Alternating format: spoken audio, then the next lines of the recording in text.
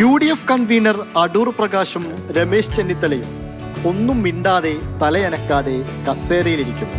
നിലമ്പൂർ ഉപതെരഞ്ഞെടുപ്പിന്റെ ഭാഗമായി ഒരുക്കിയ UDFന്റെ തിരഞ്ഞെടുപ്പ് കമ്മിറ്റി ഓഫീസിൽ കാര്യമായി എന്തോ പരിപാടിയുണ്ട്.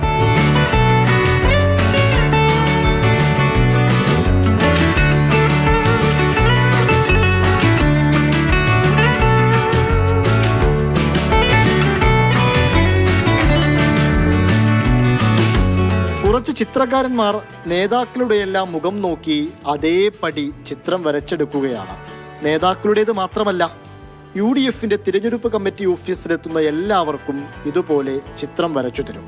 ക്ഷമയോടെ ചിത്രകാരന്മാരുടെ മുൻപിലൊന്ന് ഇരുന്നു കൊടുത്താൽ മാത്രം മതി. ഇതൊരു വ്യത്യസ്തമായ തിരഞ്ഞെടുപ്പ് പ്രചാരണമെന്നാണ് രമേശ് ചെന്നിത്തല പറയുന്നത്.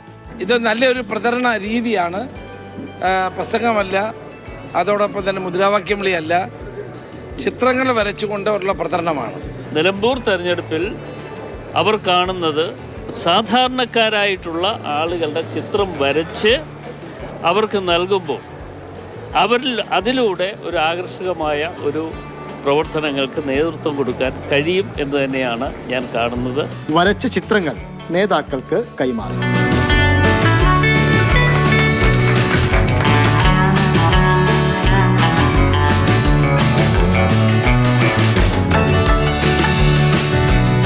തിരഞ്ഞെടുപ്പ് കമ്മിറ്റി ഓഫീസിൽ മാത്രമല്ല, വരും ദിവസങ്ങളിൽ നിലമ്പൂർ മണ്ഡലത്തിലെ എല്ലാ പഞ്ചായത്തുകളിലും എത്തി ഇങ്ങനെ ചിത്രം വരച്ചു നൽകും.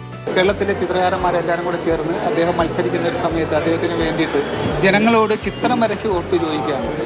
നിലമ്പൂരിന്റെ മുഖരേഖ എന്ന പേരിൽ സംസ്കാര സാഹിതിയാണ് ഇങ്ങനെയൊരു പരിപാടിയുമായി രംഗത്തെത്തിയത്. UDF സ്ഥാനാർത്ഥി ആര്യാടൻ ഷൗക്കത്തിനായുള്ള വ്യത്യസ്തമായ ഒരു പ്രചാരണ പരിപാടി കൂടിയാണിത്.